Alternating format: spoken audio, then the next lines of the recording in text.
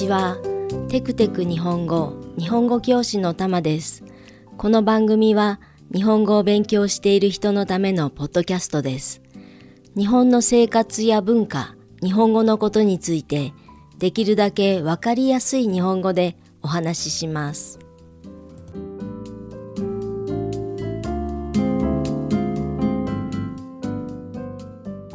さて、今日は外国語の学習についてお話ししようと思います。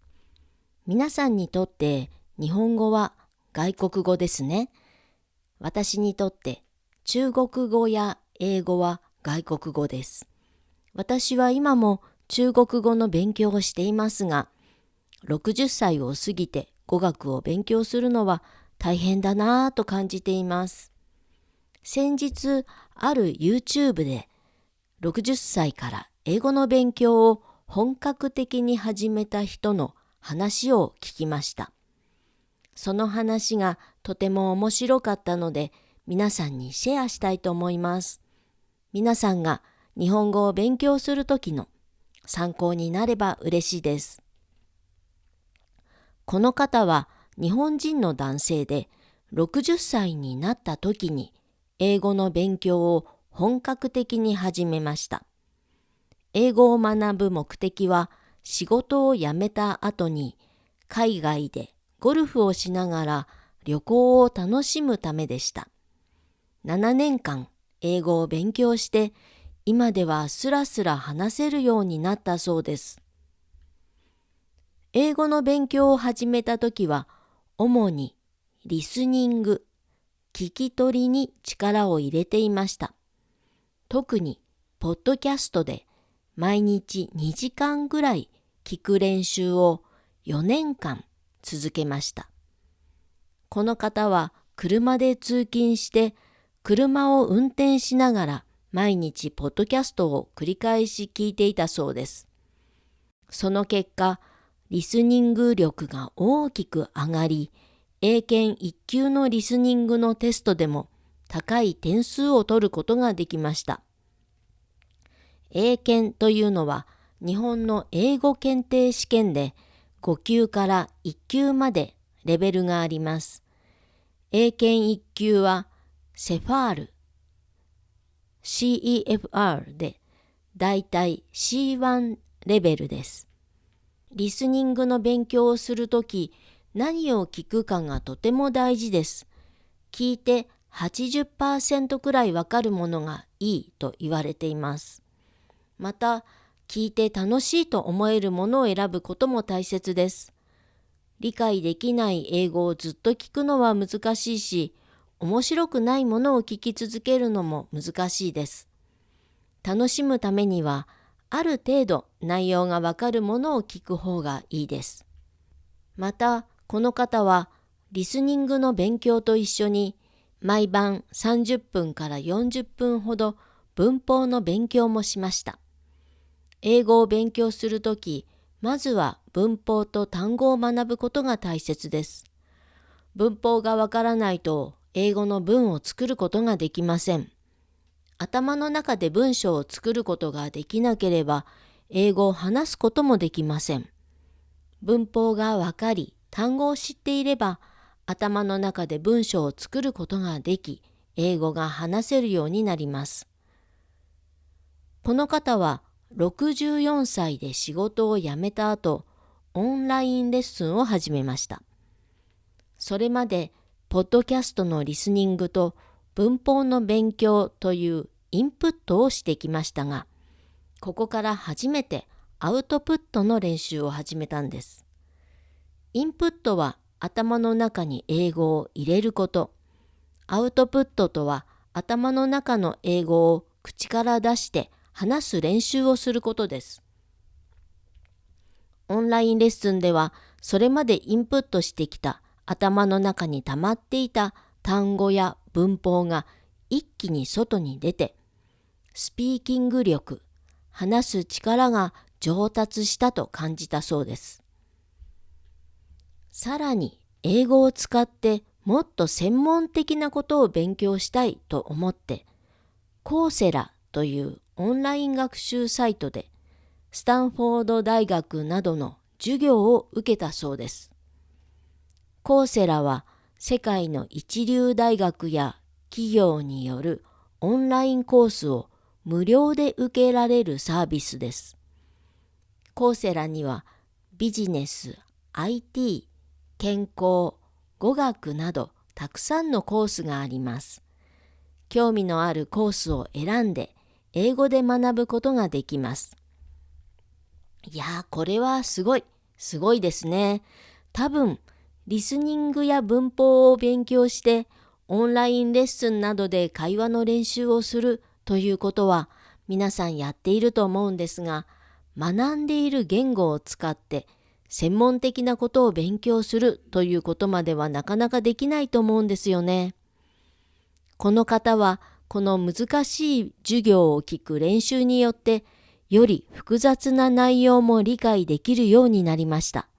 また、語彙、単語を増やすために単語集を使って新しい単語を毎日覚えました。このようにして使える言葉がどんどん増え、いろいろな表現を理解できるようになったということです。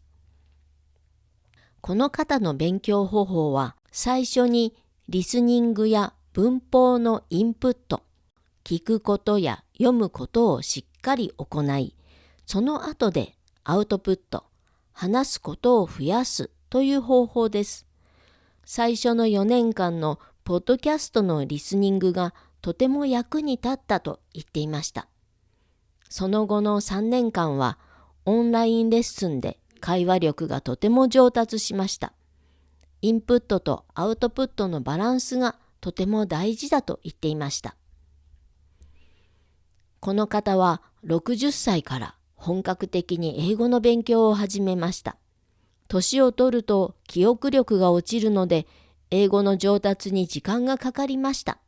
でも、コツコツとインプットを続けながらアウトプットを練習することで確実に上達しました。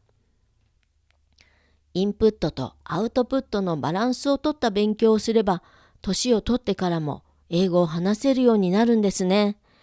この方の話を聞いて、私もとても勇気づけられました。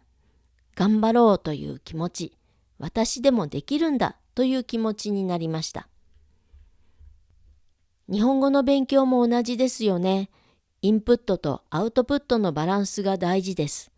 そしてリスニングの勉強は聞いて 80% くらいわかるもの、聞いて楽しいと思えるものを選ぶことも大切です。私はこの方のお話を聞いて、日本語を勉強している皆さんの役に立てるようなポッドキャストをもっともっと作りたいなと強く思いました。私が作っているポッドキャストは多分 N3 くらいのレベルで、これから N2 レベルになりたい人に合ってるんじゃないかなと思います。なので、もう少しいろいろなレベルの人に合ったものを作りたいです。それから私はオンラインレッスンもやっています。オンラインレッスンでは会話の練習もできます。頭の中にインプットした単語や文法をアウトプットする練習ができます。このポッドキャストの最後でレッスンについて説明しますので、もし興味があれば最後まで聞いてくださいね。今回お話しした60歳から英語の勉強を本格的に始めた方の YouTube のリンクを概要欄に貼っておきます。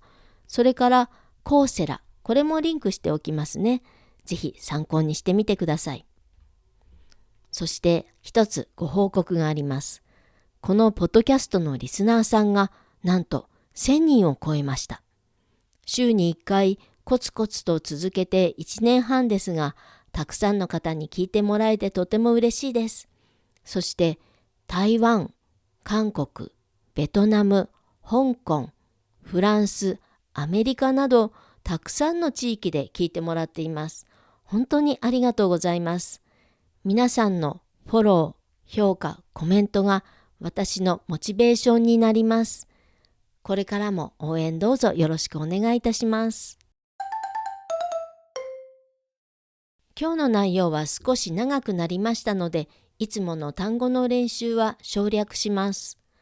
最後に私のオンラインレッスンについて紹介します。私のオンラインレッスンは Zoom を使った1対1マンツーマンのレッスンです。最初に無料の体験レッスンを受けてもらってどんなことを勉強したいか聞きます。そして何をどんな風に勉強するか相談します。私のおすすめの勉強方法は文法や単語と会話を半分ずつ練習することです。文法や単語は自分で教科書などでも勉強できます。でも練習はなかなかできませんね。オンラインレッスンでは練習がたくさんできます。そして例えば2回のレッスンを予約して1回は文法や単語の練習、1回は会話の練習をします。インプットとアウトプットのバランスがいい勉強方法になります。ただ、入門から N5 レベルの場合はインプットが必要なので、文法や単語の勉強をたくさんした方がいいと思います。レベルが上がったら会話の練習を増やしていきます。体験レッスンで皆さんのレベルに合った勉強方法を相談しましょう。概要欄にメッセージフォームがありますので、興味があったらぜひご連絡くださいね。特に日本語を学習している人はアニメやドラマでリスニングをしている、インプットをしているという方がとても多いんじゃないかと思います。だからインプットはたくさんしている、リスニングはできる。でも周りに日本人がいないとか日本語を話す機会がないのでスピーキング力、話す力が伸びないということで悩んでいる方が多いんじゃないかと思います。言語交換アプリで話す機会を増やすというのもいいと思いますが、言語交換だと間違っているところを直してもらえなかったり、文法の疑問に答えられなかったりしますよね。そういう点では、やはりプロのレッスンを受けることも大事かなと思います。私が考える効果的な方法は、同じテーマについて違う3人の人と話すことです。最初は上手に話せませんね。それを先生に直してもらう。そして直してもらったことを使いながら別の人と話す。そんな風にしてペラペラ話せるように練習していくという方法です。なのでオンラインレッスンも言語交換も自分で工夫して使いながら勉強していったらいいんじゃないかなと思います。参考になれば嬉しいです。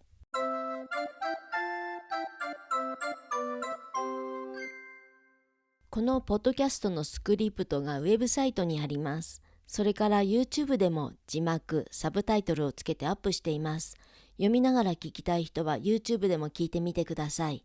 日本語の字幕と英語、中国語の字幕もあります。英語と中国語は自動翻訳、コンピューターの翻訳を私が少し直しています。でも専門の翻訳ではないので、間違っているところもたくさんあると思います。参考程度に見てくださいね。